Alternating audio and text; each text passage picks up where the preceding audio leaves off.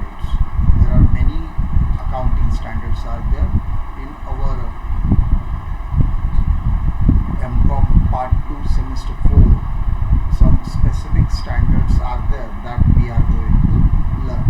Under that, we will discuss one of the important chapter, one of the important, we can say that, accounting standard, and it will be very important because some sort of questions may be come from this particular standards. Let us discuss one of the major standard in our syllabus.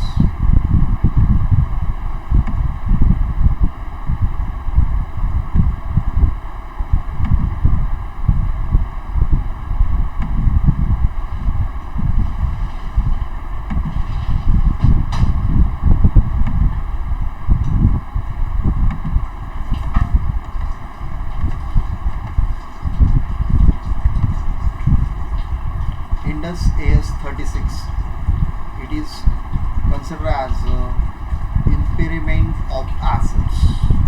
Impairment of assets generally means whenever we have to reduce our assets value, it is called as the impairment of the assets.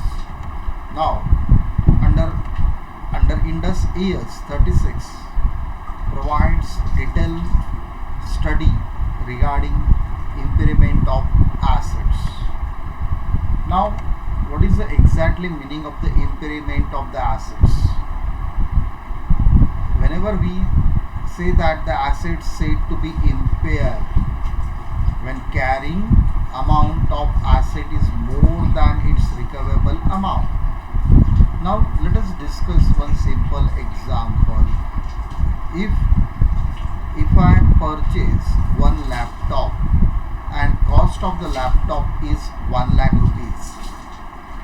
Now this particular laptop I purchased last year, and every year we have to give depreciation 20%. Now last year purchase, it means 1 year is over. I deduct the depreciation 20%, that is 20,000 from the original cost. Now in this current year the value of the laptop is rupees 80,000.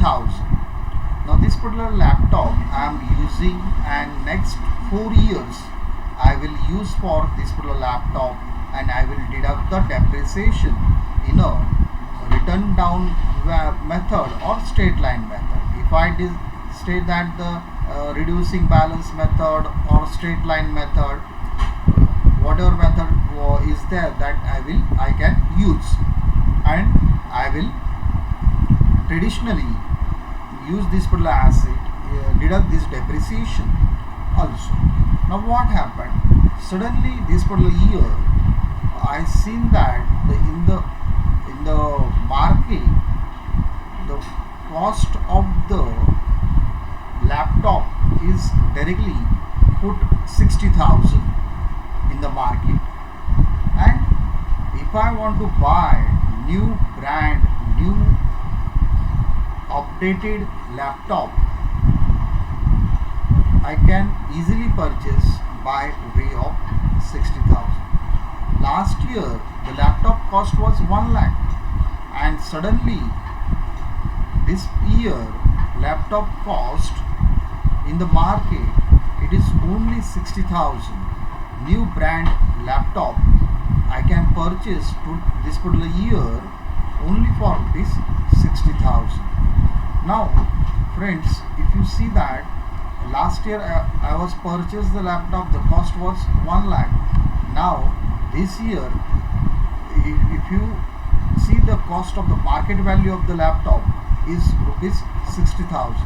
It means this particular market value reduced from 1 lakh to 60,000. It means 40,000 amount reduced. Now we have to impairment of the assets, and for that purpose we have to reduce the value of the assets. Now friends, how it will be reduced, that we are going to discuss. And we have to suffer impairment of the loss. How we will find out the impairment of the loss? How you know that it is a carrying amount? How you know that it is a recoverable amount? Now recoverable amount means what? Or carrying amount means what? The carrying amount is the amount at which asset shown in the balance sheet. An asset is shown in the balance sheet as its cost less accumulated depreciation or amortization and accumulated impairment loss. Carrying amount we have to find out. We have to do the certain practical problem also. So carrying amount, such amount we have to show in our balance sheet. It is a amount we will deduct the accumulated depreciation. Amortization means it is just like a depreciation of the intangible assets. Depreciation word we will use whenever we have to deduct the depreciation on tangible assets. If the intangible asset is there, we have to deduct the amortize the assets.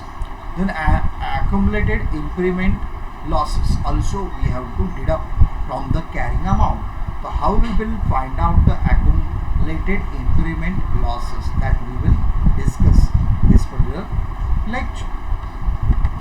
Now whenever we will talk about the impairment of the assets, let us take one example and we will find out how we will find out the carrying amount. For example, TKT Limited purchased a plant on 1st April 2019 for rupees 5 lakhs. It provides depreciation at 20% on written down value during the year ended on 31st March 2021. TKT Limited provided impairment loss on plant of rupees 50,000.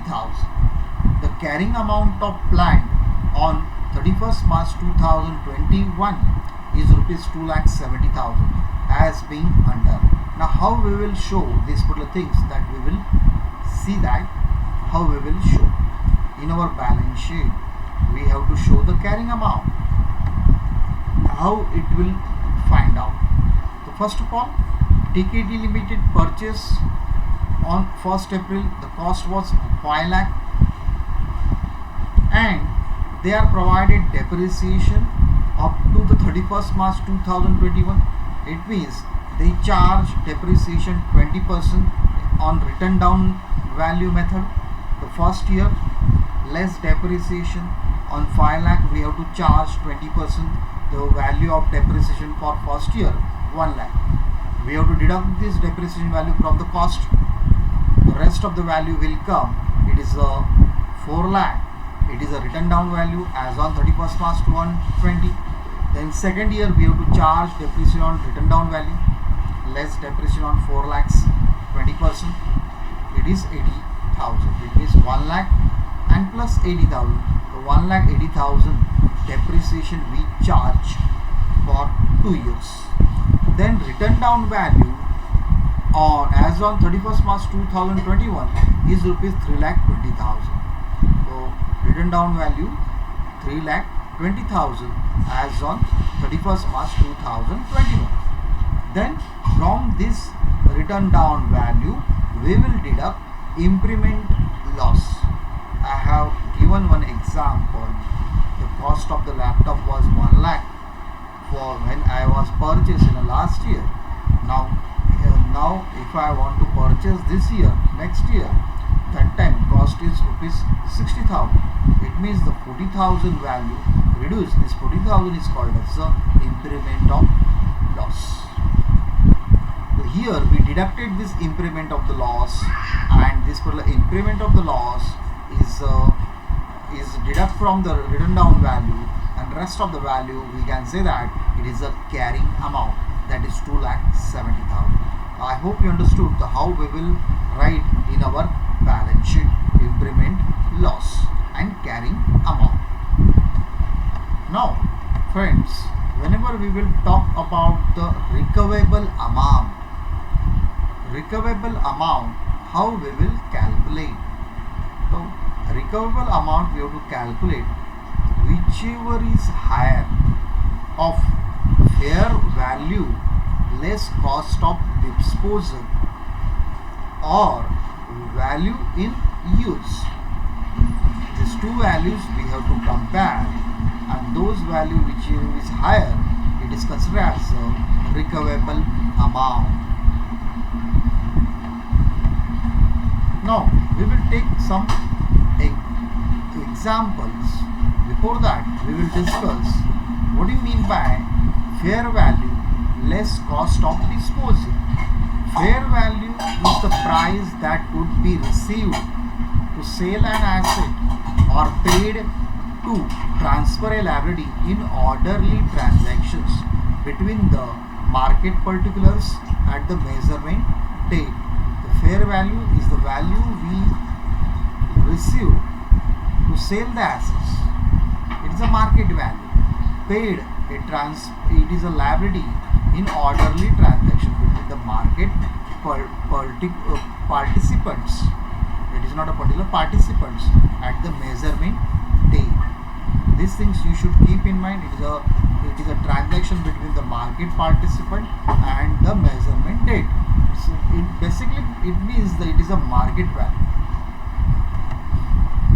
Now let us take one example of the fair value less cost of disposal. How we will find out? Let us. TKT Limited is having a plant carrying amount of which on 31st March 2021 is rupees 100 lakhs.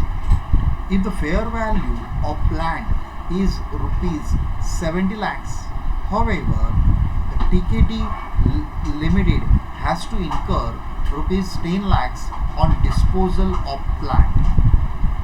Now friends, this particular example we have to find out how much amount of fair value less cost of disposal.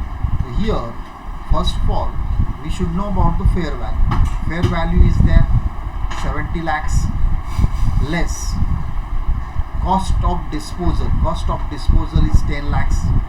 70 lakhs and minus 10 lakhs. The rest of the value we can say that it is a fair value less cost of disposal. So that is rupees 60 lakhs. It means carrying amount they are provided 100 lakhs, and carrying amount, how we will find out? We should know about. We have to deduct the depreciation value and we have to deduct the impairment loss. And fair value, it is a market value. The TKT Limited, here they are incurred the disposal of the plant loss, and that particular loss we have to deduct. Rest of the value we can say that it is a fair value less cost of disposal. So that you should keep in mind. We should study this impairment of the loss. We should know about this particular terminology regarding the fair value less cost of disposal. Now next, let us take one simple example to find out the impairment loss. Now how we will find out the impairment loss? TKT Limited, a leading manufacturer of steel, which carried in the balance sheet on 31st March 2021 at rupees 250 lakhs as a date of value in use, and the fair value is rupees 200 lakhs. The cost of the disposal is rupees 13 lakhs. Calculate the impairment loss to be recognized in the books of company. Now this particular example, first of all, we should find out recoverable amount. Now how we will find out the recoverable amount? Now you know that particular formula that we have to use. Fair value less cost of disposal. Fair value less cost of disposal. Now fair value they are provided in our problem 200 lakhs, and cost of disposal they are provided minus 13 lakhs. It means 200 minus 13 lakh. The fair value less cost of disposal is rupees 1 187 lakhs. That we should know about, because we have to find out the recoverable amount. And value in use. Value in use. In our problem, value in use. Value in use rupees 200. Rupees. Date of the value and the fair value is rupees 200. It means value in use and fair value is same is there. The value in use and fair value is same is there. That time we have to compare both the amount. We have to compare, and whichever is higher. So here the value is 200 rupees. It is considered as a recoverable amount. It is considered as a recoverable amount. Now on that, by using the recoverable amount, we have to find out impairment loss. Impairment loss, how we will find out? Carrying amount minus recoverable amount. Carrying amount minus recoverable amount is equal to impairment loss. In our problem, how much amount of carrying amount? They are provided. Carrying in the balance sheet on 31st March 2021 at rupees 250 lakhs. Here in our problem, carrying amount 250 lakhs. Recoverable amount, whichever is higher, was 200 lakhs. 250 lakhs minus 200 lakhs. The rest of the value, we can say that it is our impairment loss. That is 50 lakhs.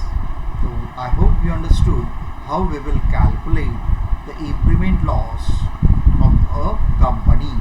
So first of all, we should know about the recoverable amount, how we will get fair value less cost of disposal, or value in use, whichever is higher. And then after that, we should find out the impairment loss. How we will find out? Carrying amount minus recoverable amount. So we will get the value of impairment loss. Now we will discuss some expected multiple choice questions from this particular Indus AS 36. Number 1, Indus AS 36 applies to which of the following assets? Number A, inventories. Number B, financial assets. Number C, asset held for sale. And number D, property, plant and equipment. The answer is answer D, that is property, plant and equipment. Next, asset is impaired when? Answer A, carrying amount is less than the fair value less cost of disposal. Answer B, carrying amount is more than discounted future cash flow. Answer C, fair value less cost of disposal is less than the value in use. And answer D, carrying amount more than its recoverable amount. Here answer D, carrying amount more than its recoverable amount. Then they suffer impaired loss. Okay, fine. Next, value in use. Value in use. Answer A, market value. Answer B, discounted present value of the future cash flow arising from the use of the assets and from its disposal. Answer C, higher of the assets fair value less cost to sale and its market value. And answer D, the amount at which the asset is recognized in the balance sheet. Here answer is answer B, that is discounted. Value in use is the discounted present value of future cash flow. Discounted present value of the future cash flow arising from use of the assets and from its disposal. Don't forget this.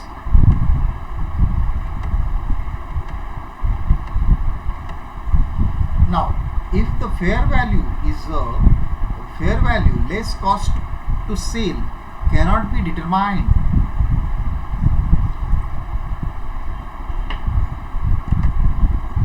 Answer A, the asset is not impaired. Answer B, recoverable amount is the value in use. Answer C, net realizable value is used. And answer D, carrying value of the assets remain the same. The answer is answer B, the recoverable amount is the value in use. Friends, we discussed some multiple choice questions also, and we have discussed one of the important major standard. It was impairment of assets under Ind AS 36. I hope you understood. You have to see the examples, see the basic concept, and you have to understand that particular concept. Then you can easily understand the impairment of assets.